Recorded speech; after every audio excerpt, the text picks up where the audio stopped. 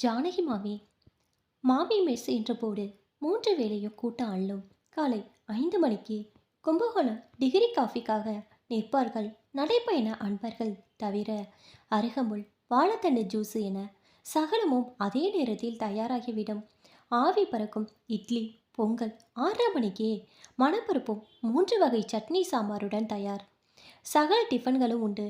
மதியம் முழு சாப்பாடு, கலந்த சாதங்கள், மாலை பஜ்ஜி போண்டா சாட் ஐட்டங்கள், இரவும் சப்பாத்தி இட்லி தோசை என பட்டியல் நீளம். எது கிடையாது என்றால் பதில் இல்லை. அத்தனையும் அபார ருசி. விலைக்கு மற்ற இடங்களை விட குறைவு. தரம் நிரந்தரம். அதனால் கூட்டத்துக்கு பஞ்சமில்லை. பெரும்பாலும் பார்சல்கள் தான்.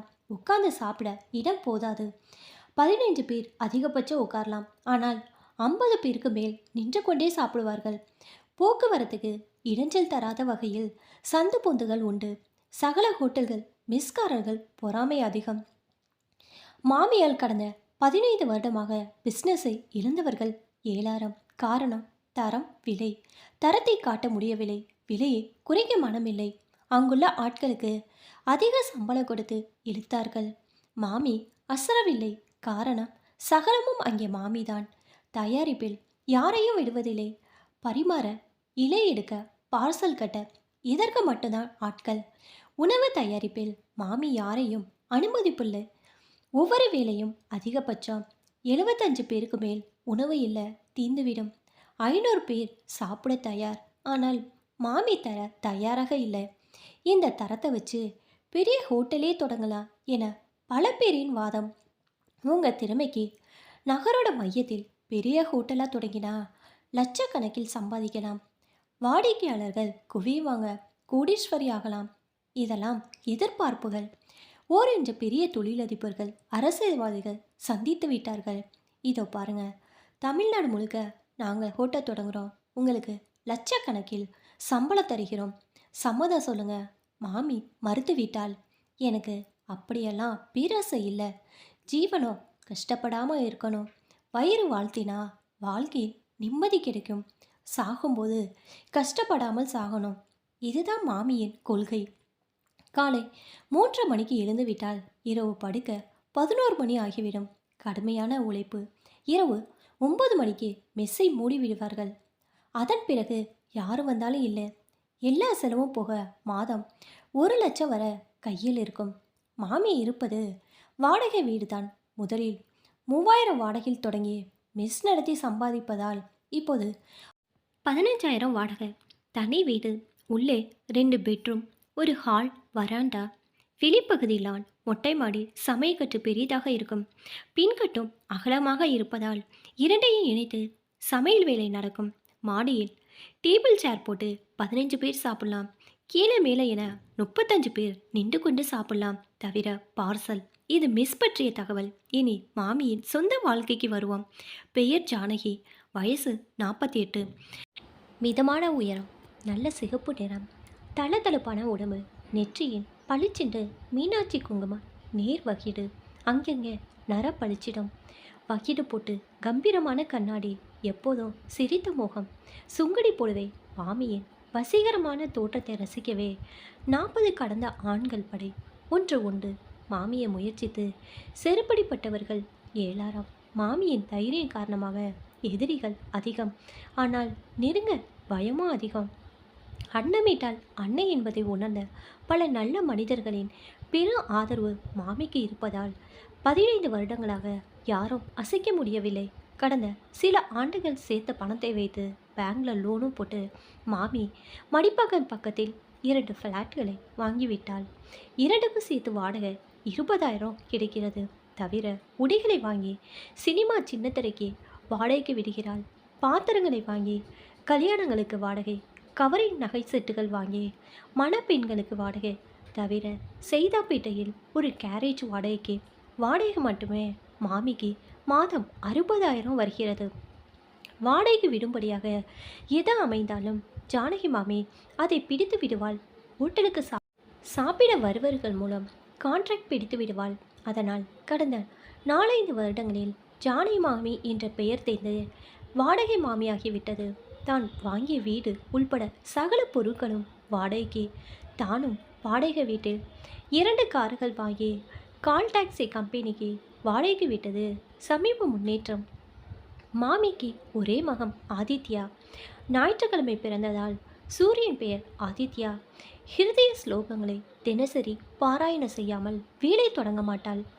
வருடம் ஒரு முறை கும்பகோணம் அருகில் சூரியன் கோவிலுக்கு போய் வழிபாடு செய்து 500 பேருக்கு அன்னதானம் வஸ்திரம் எல்லாம் தந்து ஒரு ஞாயிற்றுக்கிழமையில் வழிபடுவாள். இந்த வாழ்க்கைக்கு காரணம் அந்த சூரியன்தான் என்பது மாமியின் அழுத்தமான நம்பிக்கை. மகன் ஆதியும் அதற்கு ஏற்றபடி நல்ல பிள்ளையாக தான் உருவானான்.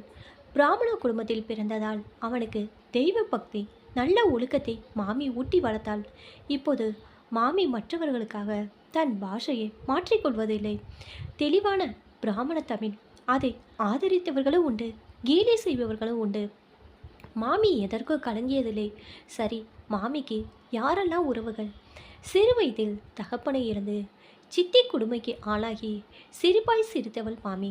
ஒரே மகளாக பிறந்து தாயை இழந்த காரணமாக அப்பாவின் 2ஆம் கல்யாணம். தப்பான சித்தி. அவளுக்கு பிறந்த 3 குழந்தைகள். வீட்டு வேலைக்காரி போல நடத்தப்பட்டு 10ஆம் வகுப்பு முடிப்பதற்கு பட்டப்பாடு கொஞ்சம் அல்ல. அதற்குள் அப்பாவையே இழந்து வாழ்வின் இருள் படிந்த பக்கங்களை மட்டுமே பார்த்தாள். அப்போதும் தளரவில்லை. தைரியமும் தன்னம்பிக்கையும் அதிகமாக உள்ளவள். அளவே பிடிக்காது. எதற்கு அளவணும்? கடவுள் நம்மளை படைத்ததற்கு ஒரு அர்த்தம் இருக்கும். போராடி பார்க்கலாம். வாழதானே வந்திருக்கிறோம், வாழ்ந்து பார்க்கலாம். சித்தி சமைக்க மாட்டாள். ஜானகி எல்லோருக்கும் சமைப்பதால் சமையல் கலை சுலபமாக கைவசப்பட்டது. அதுதான் இன்றைய மிஸ்ஸுக்கு மூலதனம். சித்திக்கு நன்றி சொல்ல வேண்டும். தையல், கை வேலைப்பாடுகள் போன்ற நுணுக்கமான வேலைகளை தானே தேடி தேடி கற்றுக்கொண்டாள். அது சித்திக்கு பிடிக்காமல் தடுத்தாள். ஒரு கட்டத்தில் மோதல் உருவானது. ஜானகிக்கு சித்தியுடன் வாழ பிடிக்காமல் போனது. தனித்து போராட தன் காலை நிற்க தைரியம் தந்தது சிவகாமி. படைத்த தெய்வத்தை ஜானகி பார்த்ததில்லை. பெற்ற தாயிடம் வாழ கொடுத்து வைக்கவில்லை. இரண்டும் சேர்ந்த கருணை வடிவாக சிவகாமி கிடைத்தது தான் ஜானகியின் அதிர்ஷ்டம். ஒரு கோவிலில் மயங்கி விழுந்த சிவகாமியை தெரிய வைத்து வீட்டுக்கு கொண்டு போய் சேர்த்தாள் ஜானகி. அந்த நேரம் வீட்டில் யாரும் இல்லை. ஜானகியே முதல் உதவி செய்து குடிக்க தண்ணீர் தந்து ஆசுவாசப்படுத்தினாள். அப்போது ஜானகிக்கு 18 வயசுதான். அது பங்களா, சகல வசதிகளும் உண்டு. சிவகாமியின் கணவர் இறந்துவிட்டார். முதல் 2 மகன்களும் வெளிநாட்டில் மனைவிகளுடன் வருடம் ஒரு முறை வந்து போவார்கள். இங்கே சிவகாமியுடன் இருப்பது அவளது ஒரே மகள் அனு. இன்ஜினியரிங் காலேஜ் மாணவி. ஜானகியின் வயது. வேலைக்காரர்கள் உண்டு. எந்த வசதிக்கும் குறைவில்லை. ஆனால் ஆண்கள் துணை இல்லை. சிவகாமிக்கு சகல நோய்களும் உண்டு. தன் மகள் அணுவை வாழ வைக்காமல் இறந்துவிடக்கூடாது என்ற பயத்தில் நாளுக்கு நாள் நோய் அதிகமாகிறது. ஜானகி முதல் சந்திப்பிலே அதிகம் பிடித்து போக இந்த பாசம் தொடர தினசரி ஜானகி வந்து சமையல் செய்து தர சுவையான உணவை சாப்பிட்ட அம்மா மகள் அதுவே வேண்டும் என்று அடம்பிடிக்க சிவகாமி வீட்டுக்கு ஜானகி போகக்கூடாது என சித்தி தடுக்க அது பிரச்சனையாக வெடிக்க தொடங்கிவிட்டது. வீட்டு வேலைகளை குறைவில்லாமல் செஞ்சுட்டு தானே நான் போகிறேன். அங்கே போனால் என்ன கூடாது. இந்த பிரச்சனை வெடித்து சித்தியின் டார்ச்சர் அதிகமாக ஜானகி சகலமும் சிவகாமியிடம் சொல்ல வேண்டாம். எதுக்கு அவளோட கொடுமைகளை நீ அனுபவிக்கணும்? வந்துடு, இங்கே வந்துடு. உன்னை நான் வேலைக்காரியாக நினைக்கல, என் மகளாக நடத்துகிறேன். எங்கள் அணு வயசு உனக்கு. நீயும் என் பொண்ணு தான். நிஜமான பாசன் அடி வயிற்றிலிருந்து வரும் சொற்கள். ஜானகி முதலில் நன்றி கடனுக்காக சித்தியை சகித்து கொண்டாள். பிரச்சனை எல்லாம் மீற புறப்பட்டாள். சித்தி ரகலை செய்தால் போலீஸில் புகார் தருவேன். தாய் இல்லாத பொண்ணை கொத்தெருமையாக வைத்து சித்திரவாய் செய்கிறேன்னு சொல்லுவேன். உன்னை உள்ள தள்ளுவேன். சிவகாமியை மிரட்ட முக்கியமான சில பேர் ஆதரவுக்கு வர சித்தி மிரண்டாள், சாபமிட்டாள். ஜானகி கட்டின துணியுடன் சிவகாமி வீட்டுக்கு வந்துவிட்டாள். வீட்டு நிர்வாகம் முழுக்க ஜானகி கைக்கு வந்துவிட்டது. ஏற்கனவே சிவகாமிக்கு மில், துணிக்கடை, எக்ஸ்போர்ட் பிஸ்னஸ் என ஏளரமாக இருந்தது. பிள்ளைகள் அனுப்பு பணமும் சேர்ந்தது. கட்டி போட்ட வீடுகள் பணம் குவிந்தது. வீட்டு நிர்வாகம், சமையல், வெளிவேலைகள் என சகலமும் ஜானகிக்கு வர அந்த வீட்டின் முகமே மாறிவிட்டது. நீ மேற்கொண்டு படிக்கிறியா ஜானு? இல்லைம்மா, 10வது படிச்சாச்சு, டியூஷன் வைத்து இங்கிலீஷ் கற்றுக்கிறேன், ஹிந்தியும் தெரியும். அதுபோல இன்றைய ஆங்கிலம், சங்கீதம், கைவேலைகள், தையல் என சகலமும் ஜானகி கற்றுக்கொண்டாள். அற்புதமான சமையல், கண்ணாடி போல வீட்டு பராமரிப்பு, கல்லூரி படிக்கும் அணுவுக்கு நெருங்கின தோழி, சகோதரி என சகல எல்லைகளையும் ஜானகி தொட்டுவிட்டாள். ஜானகி இல்லாவிட்டால் அணுவுக்கு பொழுது விடியாது. அப்படி ஒரு நெருக்கம். நல்ல துணிமணிகள், நகைகள் என தன் மகளுக்கு சிவகாமி வாங்கும்போது ஜானகிக்கு வாங்குவாள். ஐயோ வேண்டாமா, அவ உங்க மக. நீ யாரு சொல்லு, நீ யாரு? நான் உங்க வயிற்றுல பிறக்கலையே. இதை பார் ஜானகி, கர்ப்பத்தில் சுமந்தாதான் மகண்டு எந்த நியதியும் இல்லை. நீ உழைக்கிற உழைப்புக்கு சம்பளம் போட்டு தந்தா நான் லட்சக்கணக்கில் தரணும். அம்மா, எனக்கு பாரபட்சமே இல்லை. நீ வந்த பிறகு ராசி கூடியிருக்கு, எல்லாமே நல்லா நடக்குது, ஜானகி சந்தோஷமா இருக்கு. இந்த சந்தோஷம் நிலைக்கணும். இதுக்கு எல்லாம் நான் என்ன கைமாறு செய்ய போறேம்மா? உன் அன்பு மட்டுமே போதும். இந்த சிவகாமிக்கு ஏளனமான நோய். என் அணுவுக்கு எப்பவும் நீ பக்கபலமாக இரு. உன்னால் அவன் மனசு குளிர்ந்து போயிருக்கு. இந்த பாசம் ஆயுசு பரியந்த தொடரணும். நிச்சயமாமா, அது பொய்க்கவில்லை, தொடரத்தான் செய்தது. அணு தன் இன்ஜினியரிங் படிப்பை வெற்றிகரமாக முடிக்க கேம்பஸில் உடனே வேலை கிடைத்தது. பெரிய எம்என்சி கம்பெனியில் பெரிய சம்பளத்துக்கு வேலை. உனக்கு எதுக்கு வேலை? நமக்குள்ள வசதிக்கு. இல்லைம்மா, நான் என் சொந்த காலில் நிற்கணும், நான் சம்பாதிக்கணும். இங்கே இருக்கிற பணம் போதும். அண்ணன்மார்கள் எதுவும் அனுப்ப வேண்டாம் இனி சொல்லிடு. சரிம்மா, உன் பேர் உள்ள சொத்துக்களை பிரித்து எழுதும்போது 4 பங்கா போடு. புரியலை? நீ பெத்தது 3 பேர், பெறாதது ஜானகி. ஜானகி மிரண்டு போனா. இல்லைன்னு அது கூடாது, நான் ஒப்புக்க மாட்டேன். ஏன்? நீயே என் சகோதரி தான். அதை நான் மறுக்கலை. இதுக்கு அண்ணன்மார்கள் நிச்சயமாக ஒப்புக்க மாட்டாங்க. அவங்க வருஷம் ஒரு முறை வரும்போது உன் கூட பழகியிருக்காங்க, உன்னை பிடிக்கும் ஜானு. ஆனால் மன்னிகளுக்கு என்னை சுத்தமாக பிடிக்காது. சொத்து எங்கள் அம்மாவோடது, உரிமை பெத்த பிள்ளைங்களுக்கு தான். வேண்டானு எப்போவுமே பாசத்துக்கு குறுக்க வந்து நிற்கிறது பணம் தான். அதனால மன உளைச்சல், பிரிவு எல்லாமே உண்டாகும். அம்மாவுக்கும் உனக்கும் பிடிச்சிருக்கு. இந்த பாசத்தை விட பெரிய சொத்து என்ன வேணும் எனக்கு? இதுவே போதும் அனு. நான் தனி மனுஷி, அனாதை, அன்பு காட்ட யாருமே இல்லைன்னு ஆனப்போ அம்மாவும் நீயும் எனக்கு கிடைத்த புதையல் பொக்கிஷம். இதை விட பணத்துக்கு சக்தி இருக்கா என்ன? நாதி இல்லை என்கிற நிலைமை எனக்கு இல்லை. தாங்கி பிடிக்க நீங்கள் 2 பேர் இருக்கும்போது மற்றதெல்லாம் எதற்கு என? அனு, எத்தனை அழகாக பேசுகிற நீ. ஜானகி பூவா சிரித்தாள். அனு, இந்த சமையல், வீட்டு பராமரிப்பு இதெல்லாம் போதாது. வாழ்க்கையில் உனக்கு பெருசாக நான் ஏதாவது செய்யணும். என் உள் மனசு சொல்கிறது. என்கிட்ட பணம் இல்லை, பாசம் இருக்கே ஜானகி, அது நிறைய இருக்குது. ஆனாலும் நம்ம 2 பேருமே மறக்க முடியாத அளவுக்கு உனக்கு நான் ஏதாவது செய்யணும்னு. சிவகாமி கண்கள் தழும பரவசத்துடன் இதை கேட்டு கொண்டிருந்தால், இந்த மனசு உனக்கு இருக்கே ஜானகி, இதுக்கு எத்தனை கொடி கொடுத்தாலும் ஈடாகாது. போதுமா? இது என் கடமை. அனு புது வேலைக்கு போக தொடங்கிவிட்டாள். படிப்பு முடிஞ்சாச்சு, பெரிய பதவியே வந்தாச்சு. உங்கள் மகளுக்கு கல்யாணம் நடத்த வேண்டாமா? எல்லோரும் கேட்க தொடங்கிவிட்டார்கள். சிவகாமியும் அந்த பேச்சை எடுக்க நினைத்தாள். அம்மா, அனு ஜாதகத்தை நம்ம ஜோசியர்கிட்ட முதல்ல காட்டி கேட்கலாமா? கேட்கலாமே. ஜோசியர் வீட்டுக்கு வரவழைக்கப்பட்டார். அணுவின் ஜாதகத்தை அலசினார். குருமணம் வந்தாச்சு. 2 மாசத்துல கல்யாணம் நடந்தே தேரணும், இல்லாட்டி 5-6 வருஷம் தள்ளி போயிடும். சிவகாமி மிரண்டு போனாள். அன்று மாலை ஆஃபீஸ் முடிந்து அணு வர இந்த பேச்சு எடுக்க அணு ஆவேசமாகிவிட்டாள். சுயநலம், ஓர வஞ்சனை, மாற்று கண்ணோட்டம் எல்லாமே வெளியில் வந்தாச்சு. ஏமா இப்படி பேசுகிற நீ? சிவகாமி ஆடி போனாள். என்னடி தப்பா சொல்லிட்டேன்? எதுக்காக என்கிட்ட நீ கோவப்படுற? என் வயசு தான் ஜானகிக்கும். அவள் கல்யாணத்தை பற்றி நீ யோசிச்சியா? அதை பற்றி ஜோசியர்கிட்ட கேட்கணும்னு நினச்சியா?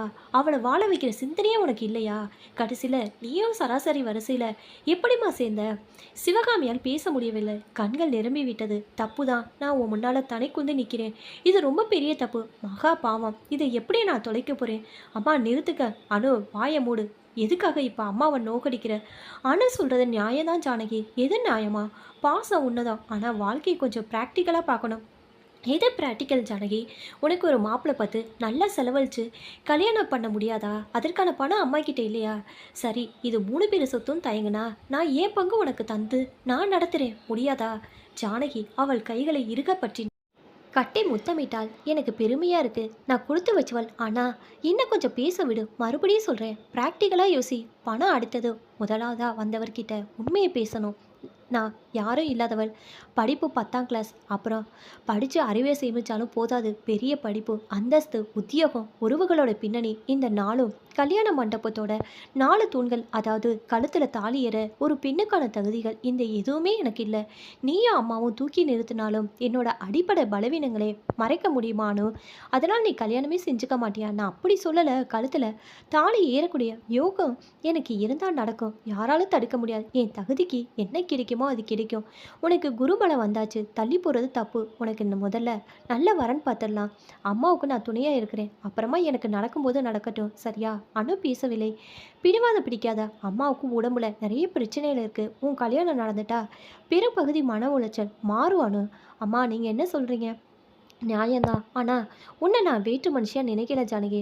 அது எனக்கு தெரிஞ்சா போறாதா? அதை விடுங்க. அணுவுக்கு நாளைக்கே ஜாதகம் எடுக்கலாமா? ஜானகி, நான் உன்கிட்ட தனியா பேசணும். எதுக்கு? அம்மாவுக்கு தெரியாத ரகசியம் என்ன? அவ பேச விரும்பினா பேசேன் ஜானகி. எனக்கு கலப்பா இருக்கு. நான் படுத்துக்கிறேன். சிவகாமி உள்ள போக, என்ன அனு சொல்ல போற? என் ஆஃபீஸில் மார்க்கெட்டிங் மேனேஜர் ரங்கா கூட நான் பழகுறேன். அது இப்போ காதலாக மாறியிருக்கு ஜானகி. என்னடி சொல்ற? அவர் ரொம்ப நல்லவர், கண்ணியமானவர், பெரிய பதவியில் இருக்கிறார். அழகா இருப்பார். ஒரு குறை கூட இல்லை. வேற ஜாதியா? இல்லை ஜானகி, நம்ம ஜாதி தான். பெத்தவா இருக்கா. சகோதரிகள் 2 பேர். கல்யாணம் ஆச்சு. இவர் ஒரே புள்ள. வீடு, காரு, சொத்து பத்துகளும் இருக்கு. அவ ஆத்துல உங்க காதல் தெரியுமா? சொல்லலை. இவர் சொன்னா மறுக்க மாட்டார். ஜானகி, அம்மா கிட்ட நீ தான் பேசணும். அதுக்கு முன்னால நான் அந்த ரங்காவை நான் பார்க்கணும். நாளைக்கே பார்க்கலாம். நம்ம குடும்பம் பற்றி அவருக்கு நான் சொல்லியிருக்கிறேன். உன்னை பற்றி நிறைய சொல்லியிருக்கேன். அது இப்போ முக்கியமா? ரொம்ப முக்கியம். எனக்கு புருஷனாக வரப்போறார். உன்னை புரிஞ்சுக்கணும். நாளைக்கு எனக்கு பிறக்க போகிற குழந்தைகள் உன்கிட்ட பாசமாக இருக்கணும். நம்மோட இந்த 7 வருஷ நட்பு ஜென்ம பந்தம் ஜானகி. சரி, நான் வரேன். கோயிலில் வச்சு சந்திப்புக்கு நான் ஏற்பாடு பண்ணுறேன். நீ அங்கே வந்துடு. ஆகட்டும். உனக்கு ரங்காவை பிடிக்கும் ஜானகி. அம்மா கிட்ட இப்போ எதையும் சொல்ல வேண்டாம். அன்று இரவு யாருமே தூங்கவில்லை. மறுநாள் காலை ஜானகி கோயிலுக்கு புறப்பட, நானும் வரட்டுமா ஜானு? மழை தூறல் இருக்குமா உங்களுக்கு? ஜலதோஷம் பிடிச்சா கஷ்டம். நான் மட்டும் போயிட்டு வரேன். ஜாக்கிரதையாக போடி. இருட்டுக்கு முன்னால் வந்துடு. சரிம்மா. ஜானகி, நேத்துக்கு அனு உன்கிட்ட என்ன தனியாக பேசுனா? என்கிட்ட கோவமாக இருக்காளா? கல்யாணமே வேண்டான்னு சொல்கிறாளா? தள்ளி போனா 5-6 வருஷங்கள் ஓடிடுமே. நான் தாக்கு பிடிப்பேனா? ஏமா இப்படி பேசுகிறேன்? அதுதானடி நிஜம். எனக்கு சத்தியமாக சுயநலம் இல்லடி. நீயும் வாழணும். உனக்கு உடனடியாக வரன் பார்த்துடலாம். 2 பேருக்குமே நடத்திடலாம். அப்புறம் நீங்கள், நான் உங்கள் கூட வர முடியுமா ஜானு? அதுக்காக எப்போவுமே நீ எனக்கு துணையாக இருக்க முடியுமா? அம்மா, நான் அவளை கன்வின்ஸ் பண்ணுறேன். நீங்கள் கவலைப்பட வேண்டாம். ஆனால் அவளோட மனசுக்கு பிடிச்ச வாழ்க்கை அமையணும். அதுவும் முக்கியமாக நீ சரின்னு சொல்லிட்டா எனக்கு சம்மதம். எந்த வரனா இருந்தாலும். ஏன்னா நான் அவளை பெற்றிருந்தாலும் என்னை விட அவள் மேலே பாசம் வச்சவன் நீ தான். உங்கள் நல்ல மனசுக்கு நல்லதே நடக்குமா? நான் போயிட்டு வந்துடுறேன். கோவிலுக்கு போகிற வேலை நமக்கு நல்ல வேலை தான், நம்புங்க. சரிம்மா. கோவிலுக்கு ஜானு காத்திருக்க அனு ரங்காவுடன் காரில் வந்து இறங்கினாள். ரங்கா வணங்க ஜானையும் கை கூப்பினா. ரங்கா பேரழகன் அல்ல, ஆனால் வசீகரிக்கும் கண்ணியமான தோற்றம்.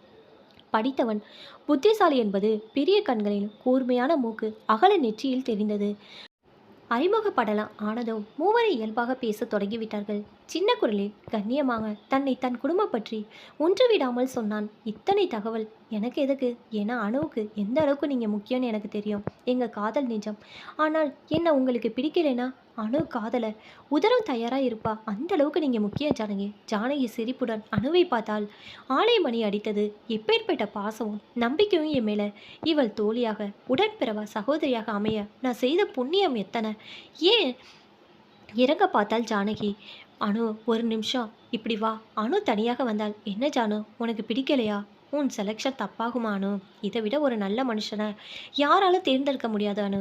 எப்படிரே 10 நிமிஷம் பேச்சில் ஒருத்தரை எடை போடுறது சாத்தியமா? உதடுகளை வச்சு உள்ளத்தை நான் பார்க்கல அனு. அப்புறம் கண்களை வச்சு எடுத்த முடிவுது. என்ன சொல்கிற? ரங்காவோட கண்கள் அத்துமீறலை, பார்வை இறங்கலை. ஒரு ஆண்மகனோட கண்ணியத்திற்கு இதை விட நல்ல எடுத்துக்காட்டு எது?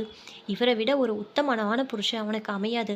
எல்லா தகுதிகளும் இருக்குது. நான் அம்மா கிட்ட பேசுகிறேன்.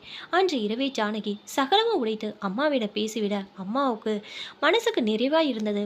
அடுத்த 2 நாட்களில் அவர்களுக்கு தகவல் தெரிவிக்கப்பட அந்த ஞாயிற்றுக்கிழமை பெண் பார்க்க வந்துவிட்டார்கள்.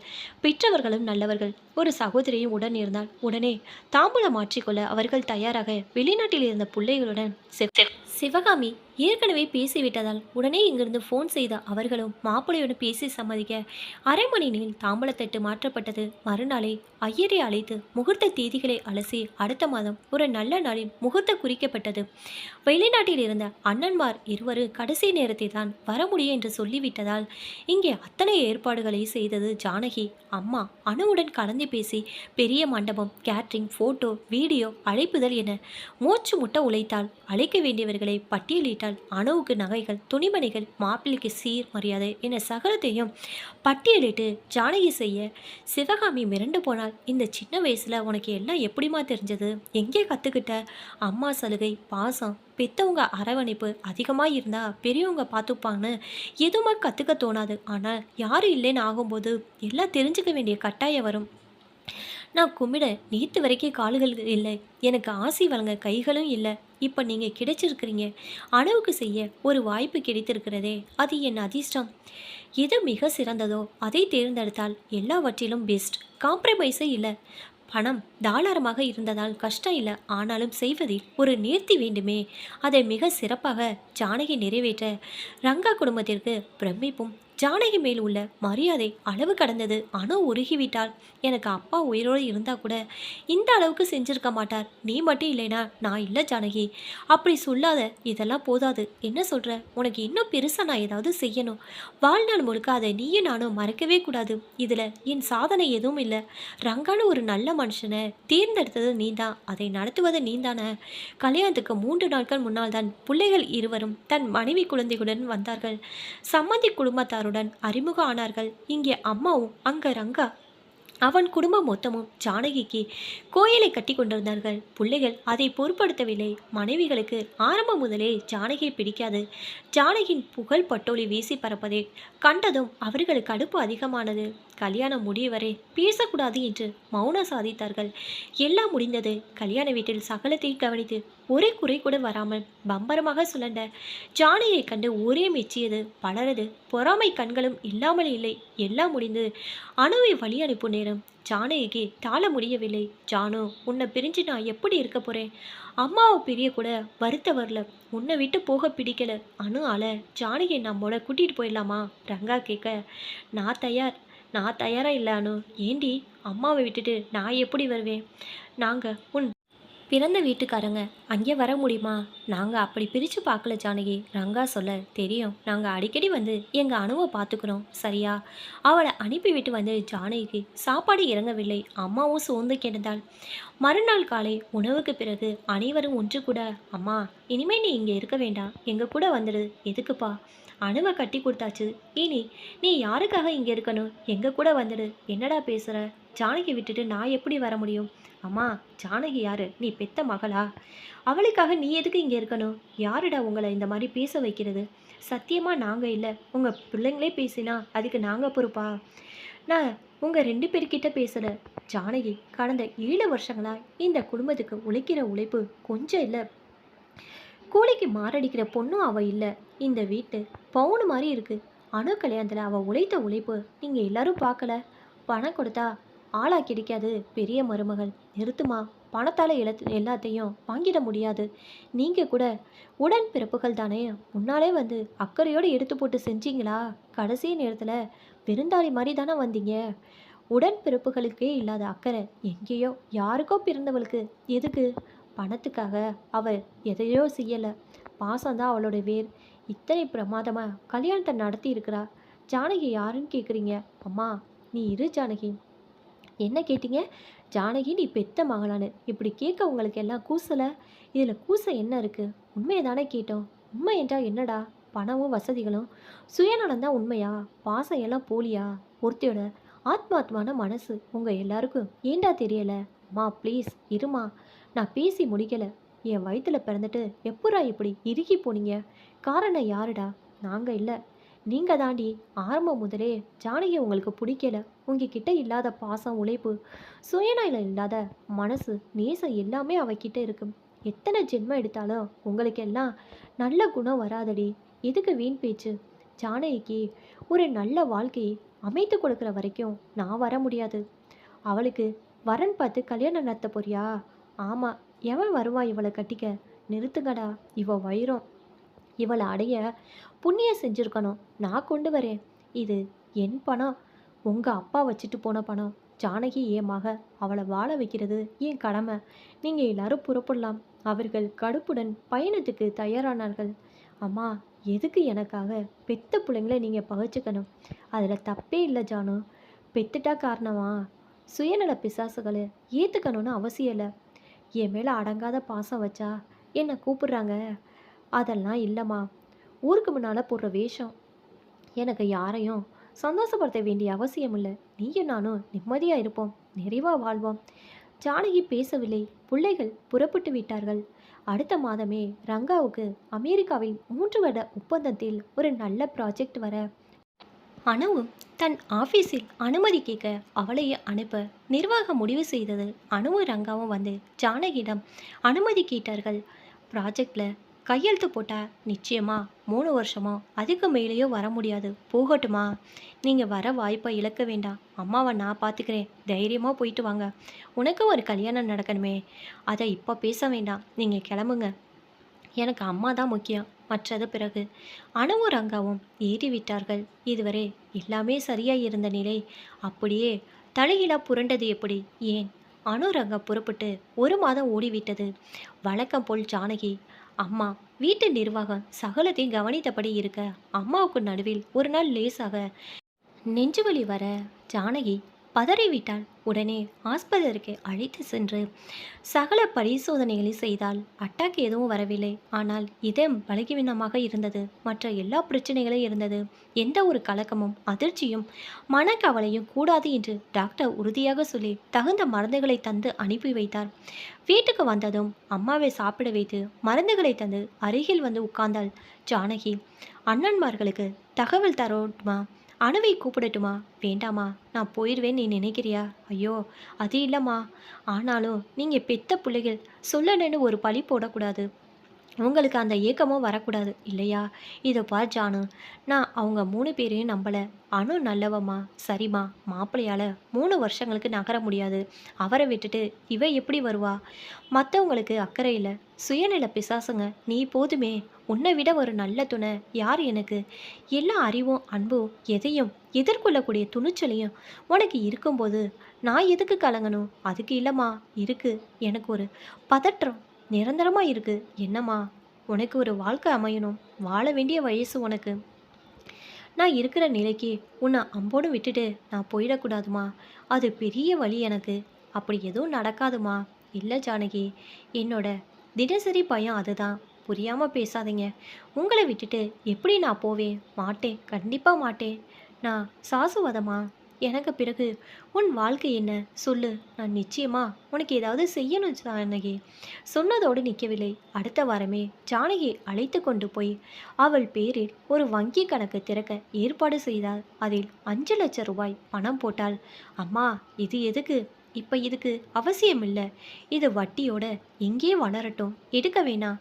பின்ன எனக்கு எதுக்குமா பணம்? என்னவோ என் உள் உணர்வு சொல்லுது ஜானகி. மறுக்காத. ஆனால் நாளைக்கு சொத்துன்னு வரும்போது உனக்கும் ஒரு பங்கு உண்டு. 1 மாதம் போகட்டும். 3 பேரையும் வரவழைக்கிறேன். அணு வர முடியலன்னா பரவாயில்ல. அவ பணத்தாசை பிடிச்சவ இல்லை. மற்றவங்க வரட்டும். எல்லாத்துக்கும் ஒரு முடிவு கட்டுறேன். நிச்சயமா தெய்வம் கொடுத்த உள் உணர்வு தான் அது. 1 மாத காலம் ஓடிவிட ரங்காவிடமிருந்து ஃபோன். அணு உண்டாயிருக்கா? உற்சாகம் பீரிட்டது இருவருக்கும். ஐயோ, நான் பக்கத்தில் இல்லையே. அவளை எப்படியெல்லாம் கவனிப்பேன்? உருகிவிட்டாள் ஜானகி. அவளை இங்கே அனுப்புறீங்களா ரங்கா? இல்லை ஜானகி, ரொம்ப பலவீனமாக இருக்கிறான் அணு. நீயே பேசு. அணுவுக்கு ஃபோன் வர ஜானகியும் அம்மாவும் பேச ஸ்பீக்கரில் போட, நான் பெட் ரெஸ்ட்டாக இருக்கணுமா? நிறைய ஆட்களை நியமித்து பூ மாதிரி அவர் பார்த்து கொள்கிறாள். ஜானகி அனுப்பி வைக்கட்டுமா மாப்பிள்ள? அம்மா வேண்டாம், நீ கஷ்டப்படுவ. நீ வந்தாலும் உன்னால் முடியாது. அவர் பார்த்துப்பார். உன் பிரசவத்துக்கு இங்கே வர முடியுமா? அம்மா, வாய்ப்பே இல்லை. அவரால் நகர முடியாது. நானே லாங் லீவ் போட்டிருக்கிறேன். இங்கே பிரமாதமாக டாக்டர்கள் இருக்காங்க. இவர் பார்த்துப்பார். உன் பேர பிள்ளைக்கு 3 வயசு ஆகணும். அப்புறம்தான் நீங்கள் எல்லோரும் பார்க்க முடியும். ஜாக்கிரதானு. நீ கவலைப்படாதா ஜானகி. அம்மாவை பத்திரமா பார்த்துக்கோ. எனக்கு எந்த ஒரு கஷ்டமும் இல்லை. மேலும் ஒரு மாதம் ஓடிவிட்டது. அந்த பங்களாவிற்கு எலக்ட்ரிக், பிளம்பிங், கார்பென்ட்ரி வேலைகளை செய்ய வந்தவன் சுந்தர். அற்புதமான வேலைக்காரன். பணத்தாசை கொஞ்சமும் இல்லை. தேவையில்லாமல் பேச மாட்டான். தான் தன் வேலையென இருப்பவன். அடிக்கடி வருவதால் அந்த குடும்பத்துக்கு நிறைய உதவிகளை செய்தான். இதனால் அம்மாவுக்கு அவனிடம் ஒரு நல்ல பிடிப்பு உண்டானது. அவனும் பாசமாக பழகினான். நிறைய வேலைகளை எடுத்து செய்ததால் கணிசமாக சம்பாதிக்கவும் செய்தான். பெற்றவர்கள் இல்லை. ஒரு அக்கா, மாமா நெல்லையில் இருந்தார்கள். இங்கே ஒரு மேன்ஷனில் தங்கி பணிபுரிந்து வந்தான். ஏறத்தாழ தனி மனிதன். பார்க்கவும் அழகாயிருப்பான். சிவகாமி மனதில் தெளிவாக விழுந்துவிட்டான். குடும்பத்தில் ஒருவனாக பெற்ற புள்ளை போல உதவிகளை செய்ய நெருங்கிவிட்டான். ஜானகியிடமும் நல்லா பழகினான். அவள் சமையலை பாராட்டுவான். அம்மா ஒரு மாலை பொழுதில் ஜானகியை தனியாக அழைத்தாள். நான் கொஞ்சம் மனசு விட்டு பேசணும் உன்கிட்ட. சொல்லுங்கம்மா. சுந்தர் ரொம்ப நல்ல பையன். கை நிறைய சம்பாதிக்கிறான். பண்போடு இருக்கிறான். அதுக்கென்ன? உனக்கு அவனை பிடிச்சிருக்கா? பிடிச்சிருக்கு. அவனை கல்யாணம் செஞ்சுக்கிறியா? படக்கென எழுந்து விட்டாள் ஜானகி. அம்மா இது என்ன கேள்வி? பிடிச்சிருக்கானா உடனே கல்யாணம்னு என்று அர்த்தமா? என்ன பேசுறீங்க? என்ன தப்பு? வயசு, பர்சனாலிட்டி, அழகு, சம்பாத்தியம், பண்பு எல்லாம் இருக்குது. சொல்லிப்படி உறவுகள் இல்லை. இந்த வீட்டோட அவனும் இருந்துடலாம். என்னை விட்டுட்டு போகவும் வேண்டாம். நீ சந்தோஷமாக வாழ்கிறத நானும் பக்கத்தில் இருந்து பார்க்கலாம் இல்லையா? மா எனக்கு கல்யாண சிந்தனை சத்தியமாக இல்லை. சுந்தருக்கு அந்த அபிப்பிராயம் இருக்கான்னு தெரில. என்னம்மா நீங்கள்? ஏன் கல்யாண சிந்தனை இல்லை? இது தப்பு ஜானகி. நீ துறவி இல்லை. வாழ்கிற வயசில் எல்லாம் நடக்கணும். உடம்பு, மனசு எல்லாமே சாந்தி அடையணும். இல்லைனா வாழ்க்கையை வெறுப்பு தந்துடும். அம்மா உங்களையும் இந்த வீட்டையும் பராமரிச்சுட்டு வாழ்கிற வாழ்க்கையிலே நிம்மதியும் சந்தோஷம் இருக்குது. நான் இப்போ ரொம்ப சுதந்திரமாக இருக்கிறேன். இந்த நிம்மதி, சந்தோஷம், சுதந்திரம் எல்லாமே பறி போயிடக்கூடாதுன்னு ஒரு கல்யாணத்தினால. ஏன் அப்படி நினைக்கிற? அணுவுக்கு ஒரு நல்ல ரங்கா கிடைச்ச மாதிரி உனக்கு இந்த சுந்தரம் அமையாதா? அவள் பேசவில்லை. இதை பார் ஜானகி, என்னையே கட்டிக்கிட்டு அழுது உன் வாழ்க்கையை தொலைக்கக்கூடாது. அது எனக்கு பெரிய குற்ற உணர்ச்சி ஆயிடும். அதுவே என்னை கொன்றும். அம்மா வாழ்ந்து முடித்த நான் நல்லா இருக்கணும்னு நீ நினைக்கும் போது வாழ வேண்டிய நீ பதுங்கி போனா எப்படிம்மா என்னால் தாங்கிக்க முடியுமா? அப்படி இல்லைம்மா. நான் சுந்தர்கிட்ட பேசட்டுமா? ஒரு சாதாரண எலக்ட்ரீஷியன் புருஷனாக வருது உனக்கு பிடிக்கலையா ஜானு? என்ன பேசுகிறீங்க? எனக்குள்ள தகுதிக்கு இதுவே அதிகம். அந்த மாதிரி பேராசெல்லாம் எனக்கு இல்லைம்மா. உனக்கு சுந்தரை பிடிக்கலையா? ரொம்ப நல்லவர். அவர்கிட்ட எந்த குறையும் இல்லை. ஆனால் புருஷனா நினைத்து பார்க்கவில்லை. இனி பாரு, இல்லையது போல நீயும் வாழணும்னு ஆசைப்படு. உன்னை பற்றி யோசிக்க தொடுங்க ஜானு. இப்படி சுய சிந்தனை இல்லாமல் வாழ உன்னால் மட்டும்தான் முடியுமா? நான் முதல்ல சுந்தர் விருப்பத்தை கேட்குறேன். அப்புறமா 2 பேரும் மனசு விட்டு பேசுங்க. அப்புறமா முடிவு எடுக்கலாம். பேசட்டுமா? ஜானகி யோசித்தாள். சரிம்மா. சிவகாமி உடனே ஃபோன் செய்ய சுந்தர் எடுத்தான். இந்த பக்கம் வருவியாப்பா? வரேம்மா. எப்போ வரணும்? முடிஞ்சா இப்போவே வாயே. 1 மணி நேரத்தில் வந்து விட்டான். சுந்தருக்கு காஃபி, டிஃபன் எடுத்து வை. வேண்டாமா, காலையில் இத்தனை சீக்கிரம் நீ சாப்பிட்ருக்க மாட்ட. வா 3 பேருமே சாப்பிட்லாம். ஆவி பறக்கம் மல்லிகைப்பூ இட்லி, ரவா தோசை, வடகறி, சட்னி, சாம்பார் என மேஜையை நிரப்ப. நல்லா இருக்காப்பா. அம்மா ஜானையை விட ருசியாக சமைக்க இந்த ஊரில் யாருமே இல்லை. அப்போ தினமும் சாப்பிட்லாமே. அது எப்படிம்மா? வேலைன்னு வர்ற நேரம் சாப்பிட்லாம். அதுவே நீங்கள் கட்டாயப்படுத்தினா காரணமா? சரி, மேன்ஷனில் தங்கிட்டு இப்படியே பிரம்மச்சாரி வாழ்க்கையே எத்தனை காலம் வாழ போகிற தெரியலை. அதில் எந்த கஷ்டம் இல்லைம்மா. உன் அக்காவுக்கு உன் கல்யாணத்தை நடத்துகிற அபிப்பிராயமே இல்லையா? அம்மா அந்த சொந்தம் எல்லாம் பேர் அளவில் தாம்மா. நான் வாழணும் அக்கறை கட்டுறவங்க யாரும் இல்லை. நான் அக்கறை கட்டினா அம்மா அம்மான்னு வாய்க்கு வாய் கூப்பிடுற புள்ள வாழணும் முயற்சி எடுக்கலைன்னா இந்த வார்த்தைக்கு அர்த்தம் இல்லையேப்பா. நெகிழ்ந்து பார்த்தான். முயற்சி செஞ்சா கல்யாணத்துக்கு சம்மதமா? எனக்கு ஸ்டேட்டஸ் இல்லையேம்மா. எது ஸ்டேட்டஸ்? படிப்பா, பெரிய பதவியா? உழைக்கிறதும் சம்பாதிக்கிறதும் தான் புருஷ லட்சணம். அடுத்தபடியா ஒரு ஆணுக்குள்ள அழகும் அறிவும் கம்பீரமும் உனக்கு நிறையவே இருக்குது. இதுக்கு மேலே என்ன வேணும்? அவன் பேசவில்லை. சரி, நேராக வரேன். எங்கள் ஜானகியை பற்றி நீ என்ன நினைக்கிற? பரமசிவன் களத்தில் உள்ள பாம்பு களி 2 சிரித்து விட்டாள் ஜானகி. ஏன் சிரிக்கிறீங்க? அத்தனை அகங்காரம் பிடிச்சவளாண்ணா? ஐயோ, நான் அந்த அர்த்தத்தில் சொல்லலை. உங்கள் ஸ்டேட்டஸ், நீங்கள் இருக்கிற உயரம், இதை வச்சு சொன்னேன். நேராக கேட்குற சுந்தர், என் ஜானகியை கல்யாணம் செஞ்சுக்க உனக்கு சம்மதமா? முன்னால் நான் சொன்ன பதிலே இதுக்கு தான். நான் உங்கள் மகளாக வாழ்கிற ஜானகியை ஒரு சாதாரண சுந்தர் எப்படி நினைச்சு பார்க்க முடியும்? சுந்தர், நான் அவங்க மக இல்லை, புரியுதா? நீங்கள் நினைக்கிற ஸ்டேட்டஸ் எனக்கு இல்லைம்மா. சுந்தர், நீ தகுதி உள்ள பையன். ஜானகி அற்புதமான பொண்ணு, போதாதா? 2 பேரும் மனசை விட்டு பேசுங்க. உனக்கும் யாரும் இல்லை, சம்மதம்னா கல்யாணம் முடிஞ்சு நீயும் இந்த வீட்டிலே இருக்கலாம். ஒரு முறையான ஆண் துணை எங்கள் 2 பேருக்கும் கிடைச்சிரும். என் ஜானகி கழுத்தில் தாலி என்ன சந்தோஷம் எனக்கு கிடைக்கும். என்ன சொல்கிற அம்மா? உடனே சரி சொல்ல என்னால் முடியலை. வேணான்னு மறுக்க நிச்சயமாக நான் தயாராக இல்லை.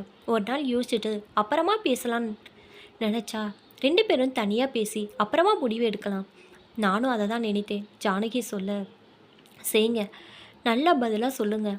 ஒரு நாள் முடிந்தது. இருவருமே தனியாக பேச தயாராகி விட்டார்கள். அந்த வீட்டு மொட்டை மாடியில் வந்து உட்கார்ந்து விட்டார்கள். ஜானகி, எனக்கு உன்னை ரொம்ப பிடிச்சிருக்கு. காரணம், உன்னை மாதிரி உழைக்கிற எல்லாம் தெரிந்து பொறுமையான ஒரு பெண் அமைவது கஷ்டம். உன்னால் எந்த உறவும் இல்லாத ஒரு தாய்க்கு நல்ல மகளாக இருக்க முடிஞ்ச, உறவாக இருக்கிற மனைவியா அற்புதமாக வாழ முடியும் என்று எனக்கு நம்பிக்கை இருக்குது. அதனால் நான் கொடுத்து வச்சிருக்கேன். எனக்கு சம்மதம். ஆனால் உனக்கு முழுமையான சம்மதம் இருந்தால் அது என் அதிர்ஷ்டம். இல்லையென்றா எனக்கு யோகம் இல்லைன்னு நினச்சி நல்ல நண்பனாக இங்கே தொடர்ந்து வருவேன். ஜானகி மெதுவாக புன்னகைத்தாள். சுந்தன், நான் இருக்கிற நிலைக்கு கண்டிப்பாக தேர்ந்தெடுக்கிற உரிமை எனக்கு இல்லை. Beggars are not choosers. ஆங்கிலம் பேசுகிறியே? இங்கே வந்த முதல்ல ஆங்கிலம், கம்ப்யூட்டர், இசை, தையல், சமையல் எல்லாத்தையும் கவனமாக கற்றுக்கிட்டேன். அதை விடுங்க. நான் எப்போவும் நினைக்கிறது, இந்த வீட்டு மகளா இல்லை, வேலைக்காரியா. இதை கேட்டால் அம்மா அனு 2 பேருக்கு கோவம் வரும். ஆனால் உண்மையின் நியாயமும் அதுதான். உழைத்தவனுக்கு நில சொந்தம்னு அடாவடி பண்ணுறவள் நான் இல்லை. அப்படி இருக்க உங்களை நிராகரிக்க எனக்கு எந்த ஒரு காரணம் இல்லை சுந்தர். என்னை விட அதிகமாக தகுதிகள் உங்களுக்கு இருக்குது. சாச்சா, என்ன ஜானகி இது? உங்களை எனக்கு பிடிச்சிருக்கு. நம்ம கல்யாணத்துக்கு எந்த ஒரு தடையும் இல்லை. ஆனால் அம்மாவை விட்டு வர முடியாது. செஞ்சோற்று கடன் சித்திக்கிட்ட அவமானப்பட்டு அடிமையாக கிடந்த எனக்கு விடுதலை தந்து சுதந்திர காட்டை என் மே வீசின தாய். புரியுது, நான் இவங்கள விட்டு பிரிய மாட்டேன். நான் சொல்லலையே, அதனால் நீங்களும் இங்கே தான் இருக்கணும். அதுக்கு நான் தயார்.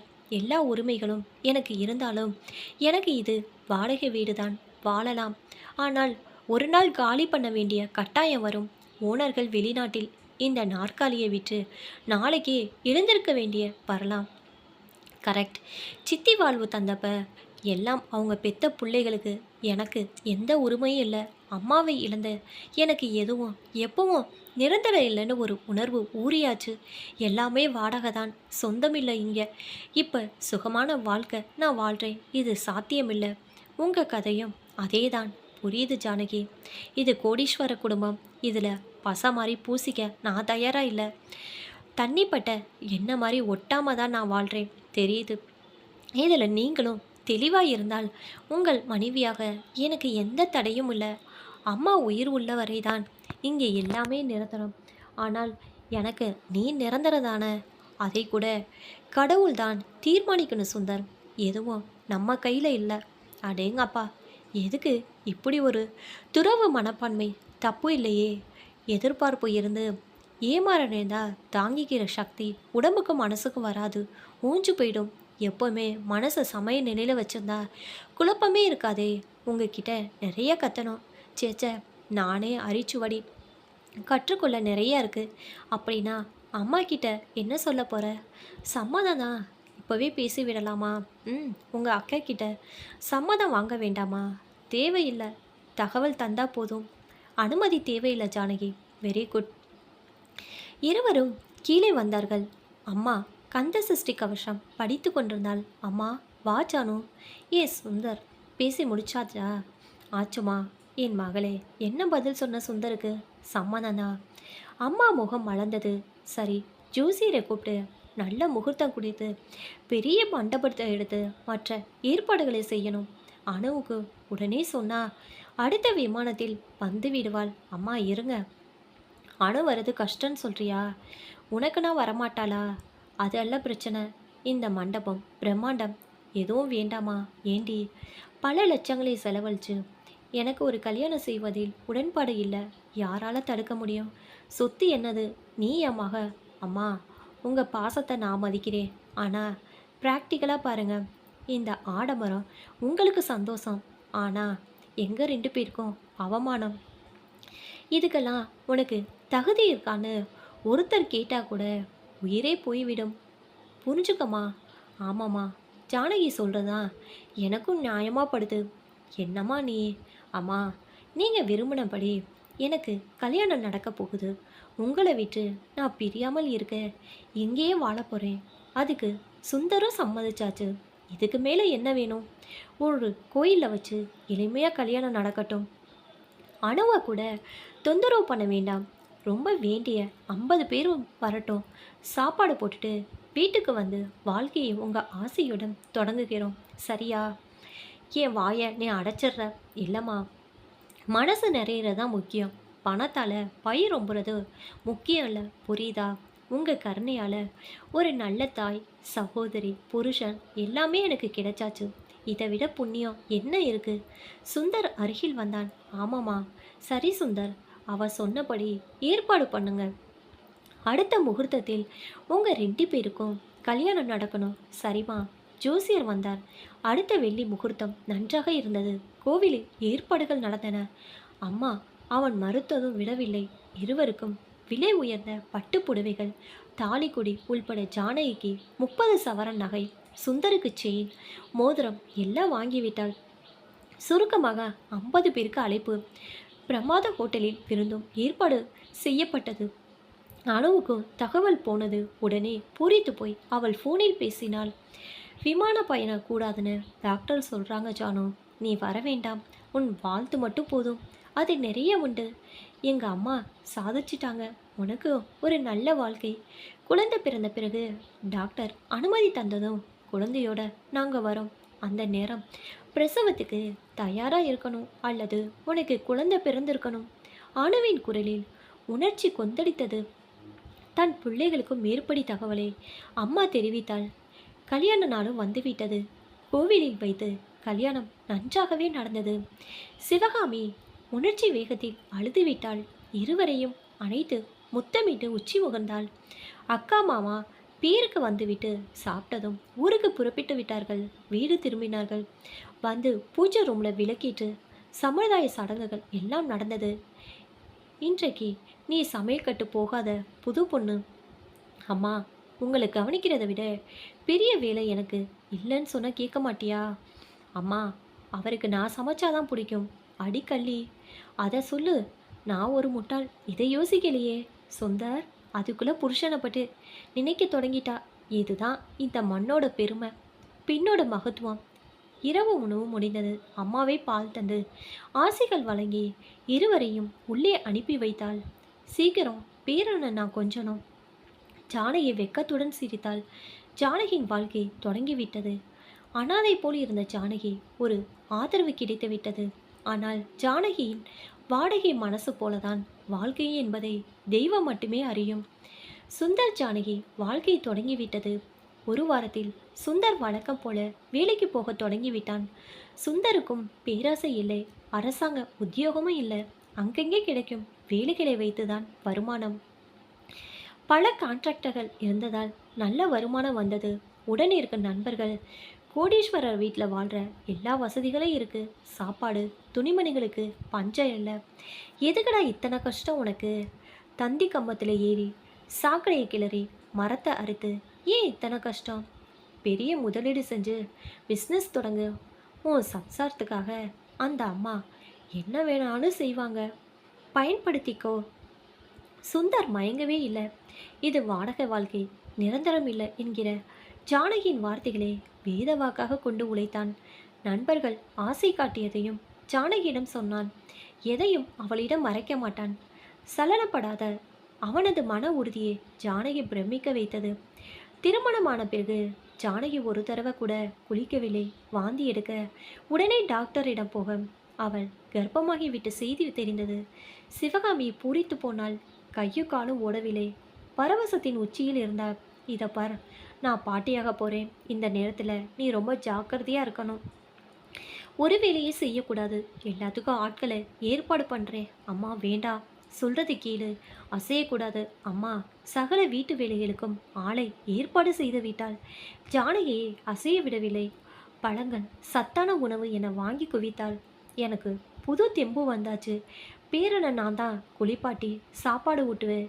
பரபரப்பின் உச்சத்தில் அம்மா உடனே அணுவுக்கு தகவல் தெரிவிக்க அவளுக்கு 5 மாதம். அவளும் பூரண ஓய்வில் இருக்க, எனக்கு பையன், உனக்கு தாண்டி சாணு பொண்ணு. நாம் இனி சம்மந்திகள். இந்த நேரத்தில் நாம் பக்கத்தில் இல்லையே. பேசி பேசி சந்தோஷப்பட்டார்கள்.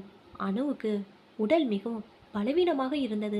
ஏறத்தாழ பெட் ரெஸ்டில் இருந்தால் அதை ஜானகியிடம் சொல்லி அவளுக்கு பாதிப்பு வரக்கூடாது என ரங்கா எச்சரித்திருந்தான். 1 மாதத்தில் ஜானகிக்கு அடுத்த செக்கப் பூர்ண ஆரோக்கியத்துடன் குழந்தையின் இதய துடிப்பு சீராக இருப்பதாக அறிவிப்பு வர, மறுநாள் சுந்தரின் பிறந்த நாள். அது நல்ல நாளாக இருந்ததால் அம்மா ஒரு சுமங்கலி பூஜைக்கு ஏற்பாடு செய்திருந்தாள். காலை குளித்து நெற்றி நிறைய மீனாட்சி குங்குமம் வைத்து கூரை புடவை மடிசாராக கட்டி தலை நிறைய பூ வைத்து ஜானகி மங்களகரமாக இருந்தாள். என் கண்ணே பட்டுடும் போல இருக்கு ஜானகி. நீ எப்பவும் இதே தோற்றத்தில் இருக்கணும்னு என் ஆசை. உங்கள் ஆசைகள் பலிக்கும். மற்ற சுமங்கலி பெண்கள் வர பூஜை தொடங்கிவிட்டது. அம்மா, சுந்தர், வேலையாட்கள் இருந்தார்கள். பூஜை அம்சமாக பிரமாதமாக நடந்தது. 5 சுமங்கலி பெண்களுக்கு முறையாக பட்டு சேலை, தாம்பூலம், 1 பவுன் காசு தாலியில் கோர்க்க என மரியாதை செய்து அவர்களிடம் ஆசை பெற்று அனுப்பினார்கள். சுந்தரை ஜானகி உட்கார வைத்து அம்மாவே பரிமாறினாள். வேண்டாமா, சொல்றதை கேளு. நினச்சதை விட பூஜை பிரமாதமாக நடந்தாச்சு. தம்பதிகள் உட்கார வைத்து விருந்து படைக்கிற புண்ணியம் எனக்கு. சாப்பிட்டு தாம்பாளத்தை வைத்ததும் சுந்தர் ஜானகி சந்தோஷத்தில் இருக்க, சுந்தருக்கு அழைப்பு வந்தது. ஒரு டிரான்ஸ்ஃபார்மர் போனதால் ஏறத்தாழ 80 வீடுகளுக்கும் மின்சாரம் இல்லை. உடனே வரவும். இன்னைக்கு ஓய்வு இல்லையா? நம்ம வீட்டில் மட்டும் விளக்கு இருந்தால் போதுமா? மற்றவங்க இருட்டில் இருக்கணுமா? போயிட்டு வந்துடுறேன் ஜானகி. புறப்பட்டான். மாலை 6 மணி. விளக்கு வைக்கும் நேரம். அந்த இடி வந்து இறங்கியது. உயர் அழுத்தம் மின்சாரம் எக்குத்தப்பாக சுந்தரை தாக்கி சம்பவ இடத்திலே உயிர் பிரிந்து கரிக்கட்டியாகிவிட்டான் என்று செய்தி வந்தது. ஜானகி அம்மா அலறி துடிக்க நடைமுறை பிரச்சனை முடிந்தது. போலீஸில் அந்த ஏரியா ஆஃபீஸர் புகார் தந்து இது விஷமிகள் சதி என பிரச்சனை பெரிதாகி போலீஸ் வந்து உடலை போஸ்ட்மார்ட்டத்துக்கு எடுத்து போய் ஏதேதோ ரகலையாகி மறுநாள் சுந்தரின் சடலம் வீட்டுக்கு வந்து சேர்ந்தது. ஆளாளுக்கு ஒரு விமர்சனம். சுந்தரின் கதை முடிந்து விட்டது. மடிசார் கட்டு, குங்குமம், நெற்றி வகுடில் இதழ் நிறைய புன்னகை. ஜானகிக்கு எல்லாம் முடிந்து விட்டது. சுந்தர் சாம்பலாகி சட்டிக்குள் புகுந்து கடலில் கரைந்து புகைப்படமாகிவிட்டான். சிவகாமி உடைந்து போயிருந்தாள். 3ஆம் நாள் அனு ஃபோன் செய்ய அம்மா அழுதபடி இந்த விவரத்தை சொல்லிவிட அனு திக்கித்து போனாள். அம்மா, அவகிட்ட ஏன் இதை சொன்னேன்? அவ கர்ப்பிணி. நீ மட்டும் என்னடி? கர்ப்பத்தில் உள்ள குழந்தை வெளி உலக பார்க்கும்போது அப்பாவையே இல்லை. உன்னை விட அவளுக்கு சோகமா? இப்போ கூட எங்களை பற்றி தாமா நினைக்கிற? உன்னை பற்றி யோசிக்கவே மாட்டியா? கதறிவிட்டாள் சிவகாமி. சுந்தரின் 13ஆம் நாள் காரியம் முடிந்தது. அவளுக்கு உறவும் இல்லை. கர்ப்பிணியான ஜானகிதான் தீச்சட்டி எடுத்தால் இதை ஊரே எதிர்த்தது. ஜானகி பொருட்படுத்தவில்லை. அவர் என் புருஷன், என் கூட உயிருக்கு உயிராக வாழ்ந்தவர். அவருடைய புள்ள வயிற்றுல இருக்கு. நான் கொல்லி வைக்கிறது அவனோட சார்பா? அப்பாவுக்கு அவன் செய்கிற சடங்கு. ஏண்டி இப்படி பேசுகிற? வெளியே வராத புள்ளைக்கு இந்த நிலைமையா? அம்மா, அதில் தப்பு இல்லை. வாரிசை அவர் தந்துட்டு தானே போயிருக்கிறார். 13ஆம் நாள் காரியங்களையும் ஜானகி முறையாக செய்தால் அவரோட ஆத்மா சாந்தியடையும். ஒரு மனைவிட யாருக்கு உரிமை இருக்கு? ஊரே மிரண்டது, பேசியது, கொந்தளித்தது. ஜானகி பொருட்படுத்தவே இல்லை. காரியங்கள் முடிந்ததும் குங்குமத்தை கலைக்கவில்லை, தாலியை கலட்டவில்லை, பூவை அகற்றவில்லை. இது அவரோட விருப்பம். அவர் இதில் வாழ்றார். நான் கலைக்க மாட்டேன். யார் எதிர்த்தாலும் எனக்கு கவலை இல்லை. ஜானகி நிமிர்ந்து நின்றாள். அவளது வாழ்வு தொடங்கும் முன்பே முடிந்துவிட்டதே என அம்மா ஏங்கி ஏங்கி நான் தொடங்கி வைத்த வாழ்க்கை ஏன் முடிய வேண்டும்? எனக்கு ராசி இல்லையா? குமரி குமரி உள்ளே உடைந்தால் விளைவு ஒரு மாதம் கூட தாக்கு பிடிக்கவில்லை. உயிர் பிரிந்து விட்டது. அதுவும் ஜானகி மடியில். முதல் நாளே ஜானகியை வீட்டுக்கு நகராமல் அவளை அருகில் இருக்க வைத்து அவள் கையால் சாப்பிட்டு அவள் மடியில் தலை வைத்து புலம்பி அழுதாள். உன் வாழ்க்கையை நான் பாழாக்கி விட்டேனே. இல்லைம்மா, நான் அப்படி நினைக்கல. மனசில் ஓட்டாத. உன் புருஷன் கூட ஒரு யுகம் வாழ்கிறத விட ஆனந்தமா 5 நாள் வாழ்ந்தாலும் போதும். அதுதான் நிறைவான வாழ்க்கை. நீங்கள் தேடி தந்த புருஷனை விட அவங்க ஒரு உன்னதமானவர் யாருக்கும் கிடைக்க மாட்டாங்க. இப்போவும் என்னை பொறுத்த வரைக்கும் அவர் சாகலை. இந்த பூவில் பொட்டில் தாலியில் வாழ்கிறாள். நீ நிறைவா இருக்கிறியா ஜானகி? நிச்சயமா உங்கள் மேலே ஆன. அம்மாவின் கண்களில் சந்தோஷம்.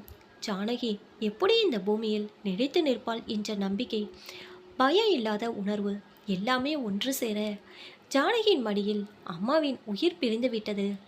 ஜானகிக்கு அடுத்த இழப்பு தாங்கிதான தீர வேண்டும். பிள்ளைகளுக்கும் அறிவித்து ரங்காவுக்கு மட்டும் ஃபோன் செய்து சொன்னாள். இப்போது கூட சுந்தர் இறந்த வேதனை மறந்து இதை அணுவால் தாங்கிக்க முடியாது. பக்குவமா சொல்லுங்கள். ரங்காவின் பதிலில் உயிர் இல்லை. அது செத்து போயிருந்தது. அம்மாவின் உடலை கண்ணாடி பெட்டியில் வைத்து பாதுகாத்தாள். 2 பிள்ளைகளும் வந்துவிட்டார்கள். ஆனால் ரங்காவோ அணுவோ வரவில்லை. அம்மா சிதையில் ஏற்றப்பட்ட அக்னிக்குள் தஞ்சமானாள். அதற்குள் காடு வரை சென்றாள் ஜானகி. அம்மாவின் காரியங்களும் முடிந்துவிட்டன. அதுவரை யாரும் பேசவில்லை. அடுத்தபடியாக வக்கீல், ஆடிட்டர், கம்பெனி முக்கியஸ்தர்கள் அழைக்கப்பட்டார்கள். அம்மா உயில் என்று எதுவும் எழுதி வைக்கவில்லை. சட்டப்படி அது 3 பிள்ளைகளுக்கும் சேர வேண்டும் என விவாதம் செய்தார்கள். வீடு, ஃபேக்டரி, நிலம், ரொக்கம், மற்ற சொத்துக்கள் என சகலமும் கணக்கிடப்பட்டு அதன் மதிப்பீடுகளும் போடப்பட்டு 3ஆக பிரிக்கப்பட்டன. அணு கடைசியாக கூட அம்மாவை பார்க்க வரவில்லை. இப்போ கூட அணுவோ ரங்காவோ ஃபோன் கூட எடுக்கிறதில்ல. சரி, அவளுக்கு சேர வேண்டியது லாயர் பொறுப்பில் விட்டுடலாம். வீட்டை ஃபேக்ட்ரி குடோனா ஆக்கிடலாம். இந்த ஜானகி அவளுக்கு என்ன செய்ய முடியும்? இத்தனை நாள் இந்த வீட்டில் இருந்த காரணம் 2 லட்சம் தரலாம். வீட்டை காலி பண்ணி உடனே போகணும். கர்ப்பிணி, புருஷனை இழந்தவ எங்கே போவா? அதற்கு நாங்கள் எப்படி பொறுப்பை ஏற்றுக்கொள்ள முடியும்? தப்புங்க. உங்கள் அம்மாவை பராமரித்து அவ தான். அதுக்கு இத்தனை நாள் சாப்பிட்டு வசதியான வாழ்க்கை வாழ்ந்தால. 2 லட்சம் தரமே, பிழைச்சுக்கட்டும். ஒரு வேலைக்காரிக்கு இதுக்கு மேலே என்ன தர முடியும்? இதயம் உள்ளவர்கள் இதை எதிர்க்க வேறு சிலர் அவங்க சொல்கிறதும் நியாயந்தானே என்று ஜானகியை அழைத்தார்கள். உன் பெட்டி படிக்கை கட்டிக்கோ. இந்த 2 லட்சம் பணத்தை பொடி. இது அம்மாவை நீ பார்த்துக்கிட்டதுக்கு சன்மானம். நாளைக்கே நாங்கள் புறப்படுறோம். இந்த பணம் வேண்டாம். ஏன்? அம்மாவை பார்த்துக்கிட்டதுக்கு ஆத்மாத்மா அன்புல அதற்கு கூலி வாங்கினா மாதம் அசிங்கப்பட்டு போகும். ஓ, அத்தனை திமுறா உனக்கு? இல்லை, தன்னம்பிக்கை. சரி விடு, எங்களுக்கு லாபம்.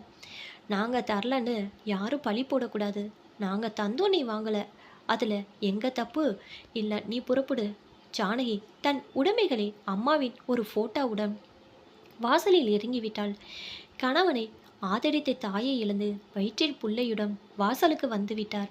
இந்த வாழ்க்கையில் எதுவுமே நமக்கு சொந்தம் இல்லை என்ற பாடக மனசு கொண்ட ஜானகிக்கு இது பெரிய அதிர்ச்சி தரவில்லை. ஒரு நாள் இது நடக்கும் என்பது ஜானகிக்கு என்றோ ஒலித்தது. ஆனால் கணவனை இழந்து வயிற்றில் பிள்ளையிடம் நிற்கும் நிலையை மட்டும் ஜானகியை யூகிக்கவில்லை. அதை எதிர்பாராதது.